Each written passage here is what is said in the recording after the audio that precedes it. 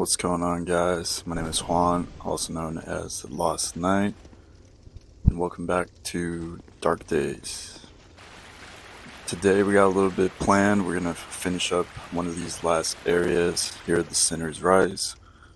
Now, you didn't mess up, didn't skip an episode. I actually had some issues, so we finished the Executioner's Chariot last time, and I finished up the Undead Purgatory. I went up and talked to Techigrin, and then we came back to the Servants' Quarters. We did the whole run all the way to Strayed, and I realized I wasn't recording. So, yeah, we're gonna try to make this the last time that something like this happens. So we have no weird time skips. But we are here at the bottom of the Sinner's Rise. This is actually one of the final areas as we approach one of the major bosses of the game. And you see me using the torch because I'm trying to find these guys. I don't know if their layout is different, but I remember there's a few of these that are kind of in the water. They're like sitting down in the water. I guess they're up here. And there was also some kind of they call it like a malformed abomination or a weird abomination. I forget the name of the enemy, but it was also not here in this version. Back in the, see the invisible hollow right there, good message. Back in the Black Armor edition, they did have that kind of wandering around in the waters. This time around they have Hide Knight. Hello there. They had a Flexile Sentry, which I defeated and then realized that there was no recording happening, so yeah. But this is one of the uses for that Bastille key that we picked up, and you see over there, that's the path to the boss. You could go through here with the Bastille key. You wouldn't have to go down there and open up that lever, but we're gonna do it anyways. Just to kind of demonstrate the path that you would take if you did that. There is another use for this Bastille key, which is gonna facilitate encountering this boss a bit later. And it's actually the reason why we decided to go through the trouble of getting it.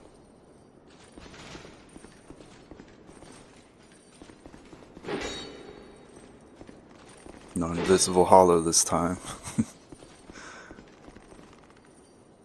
Yeah. And that would be just another door. Okay. So we want to clear this bottom area out as well, because another thing we're trying to complete here is Lucatiel's questline. And okay. Deal with this guy. Oh. Shit. Oh man. Alright. Well, I guess now y'all can see the run back, so it works out. That was intentional. Alright, so yeah, another thing we're trying to complete is Lucatiel's questline. To do it, remember the requirements. You have to find her in the map, you have to talk to her, and then you have to summon her for the boss, and she has to survive. So we want to clear out most of the enemies, all the enemies actually, just because you saw those guys were two-shotting me, just two of those attacks, and I was cooked. So yeah, we don't want to lose Lucatiel to some fodder like that. But across that bridge, that's where Straight's cell was at the top, and then that's where you arrive from the servants' quarters bonfire. So Lost Bastille, right? We know that it has some references to the Undead Asylum. They used to, I think the description they used in the first game is they corralled the undead, right? So they had nowhere to put them, they were overflowing with undead, and so they just trapped them in this prison. When we visit this Lost Bastille, this place is kind of empty. It seems a little bit like run down and forgotten almost. And the boss of this area has some connections to that first game. Dark Souls 2 has this mechanic which is the bonfire aesthetic. So we will use it later in the playthrough for some stuff, but basically it puts whatever bonfire you use it at, it puts that area into a new game plus cycle. So you can reset bosses and you can, fight them and get more souls and maybe get more items. So that's actually one of the mechanics is you get new game plus items. One of those items you get is the boss souls from some of the major bosses in the game. They actually drop 2 boss souls, and one of those in our case is the Old Witch's Soul, which is a connection to the Witch of Isolith. See, here we have Lucatiel's summon sign, so being that she's all the way back here, we gotta clear out this whole area. But here is that, oh, familiar face, little enemy. We remember you. Now this guy, his placement here is kind of annoying, really, more than anything. If you go too deep into the water, by the time you're waist high, it'll slow down your movement.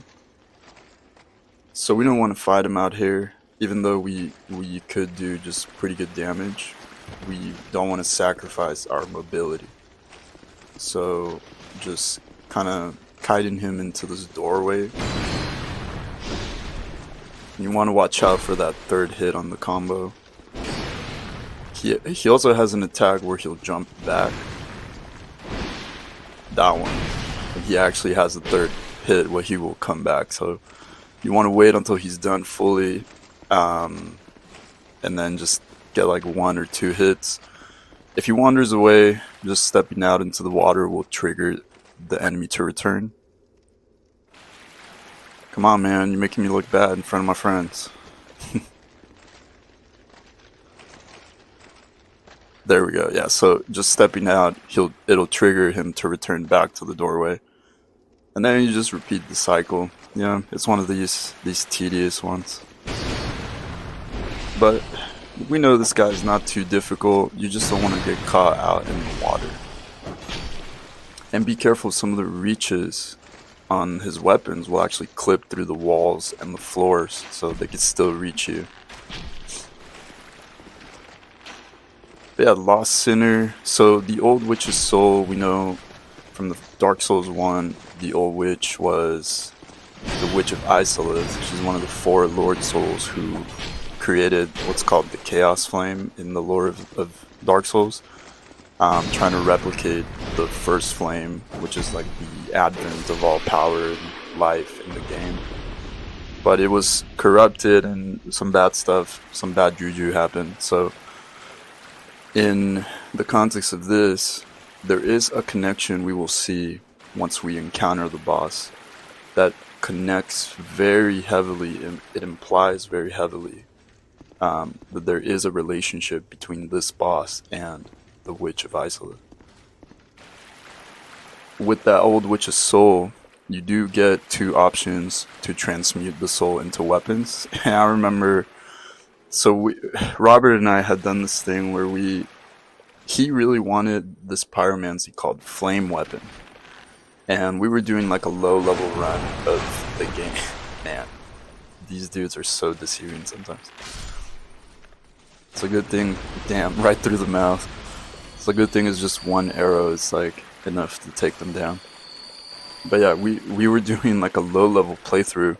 So I don't know how we managed it, but we were level 20 or 22 or something like that. Like just, bare bones.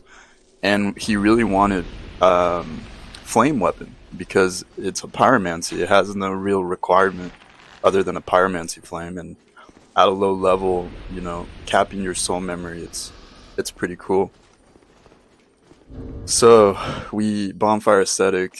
We first had to come down here, like get all the way here, and then he bonfire aesthetics the Lost Sinner. And dude, this fight gave us like a week worth of trouble just because We didn't have the Bastille key. He didn't have it in his world. So you'll see what effect that has once we get there. But without the Bastille key and at a low level dealing low damage, it was just like, yeah, it was all bad. It's a good memory. I'm surprised these alluring skulls don't trigger the enemies, man. This is false advertising. Okay, so I think where we fucked up last time is we jumped right down to the middle, and that probably triggered all the exploding mummies to come out. So what we probably should do, what we should have done, just go one at a time.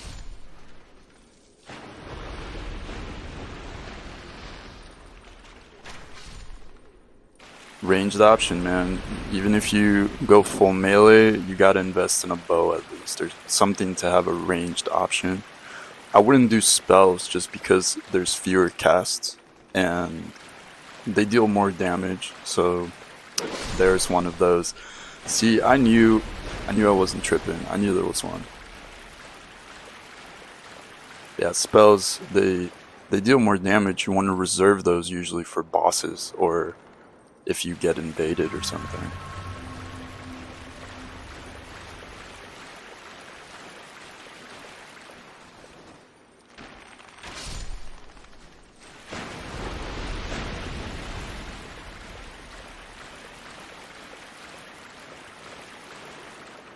And I think that might have been the last one.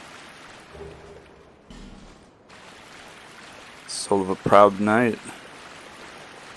Another one of us who didn't make it, apparently.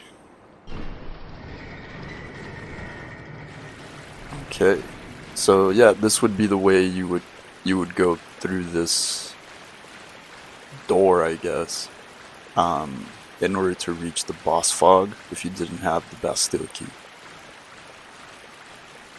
So yeah, we're gonna wrap this area up. Go ahead and summon Lucatil and start making our way to this boss fight.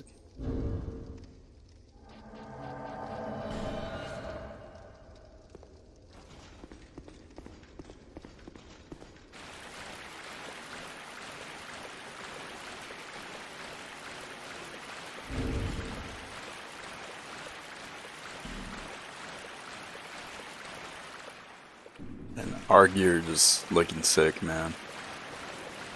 This kite shield that we have in the back, just the shape of shield fits so well with the aesthetic of this game.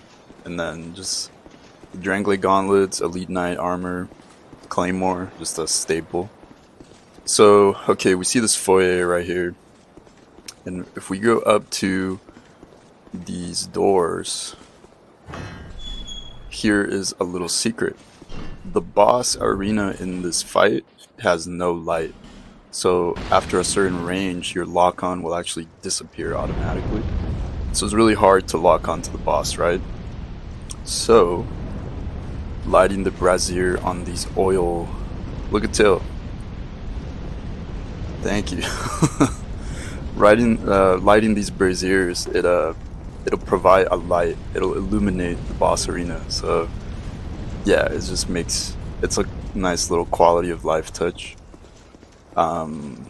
Makes it easier to lock onto the boss, and this boss in particular is not a tough boss in my opinion. It's just the movement of the boss makes it particularly challenging to get a hit, and the range of their weapon is extremely deceptive.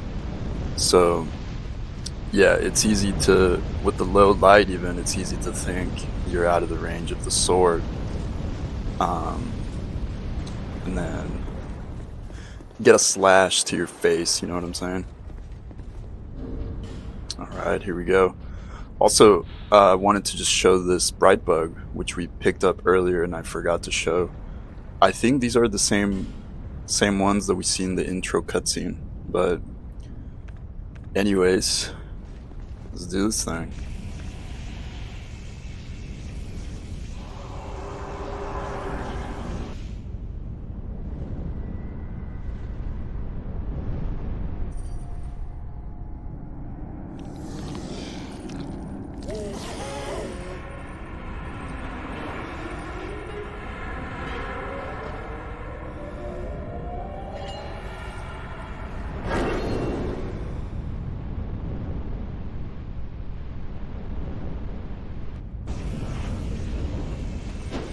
the Lost Sinner. So here we have the boss of this area, one of the four Lord Souls of this game. And we saw in that intro cutscene, very interesting, man, we're doing tons of damage right now. Very interesting bug crawling into the mask of this Lost Sinner. So this Lost Sinner, we know from her gear that she is it is a she, by the way, and she is eternally punishing herself for the sins of her past. That's the description on the item gear. Her mask has nails, like spikes, stabbing from the inside. Her hands are eternally bound. Her straitjacket restricts her movement, and you know, it's very masochistic in a way. So, but we never know to what sin they are referring to.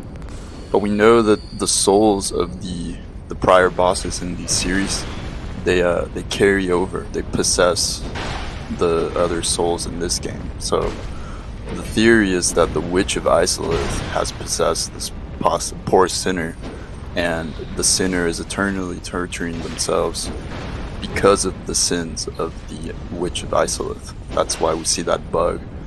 And in a New Game Plus cycle, Luke Chill with the kill, baby. In a New Game Plus cycle, we actually get 2 pyromancers that descend from those little doors right there, and they attack as the boss reaches, like, I think 75% health. So that's the Lost Sinner. That's yeah, very cool relationship, very cool design too. And we will get a little more tidbits of lore from her boss weapon once we get that. But that's kind of, you know, we get a chest here too. Forgot about that. Fragrant Branch of Yore. Alright. So I guess this is the one you're meant to use on Strayed. And then the Elizabeth Mushroom. It was thought her great virtue was matched only by her sublime beauty. But who can say no? Oh yeah, she was super hot, man. She was the legends don't do it justice. Lost Sinner eternally punishes herself for the sins of her past. Yeah. Pretty cool. Alright. One Lord Soul down. First one in the playthrough. Very sick. So yeah, we're gonna keep it moving once we get out of here, but I think as far as today, this is the episode. Thank you guys so much for watching. And I just also want to give a thank you to everyone that's been joining the channel and checking it out and subscribing. You guys really make this worthwhile. So we'll keep it moving right along on the next episode of Dark Days. I'll see you guys on the next one.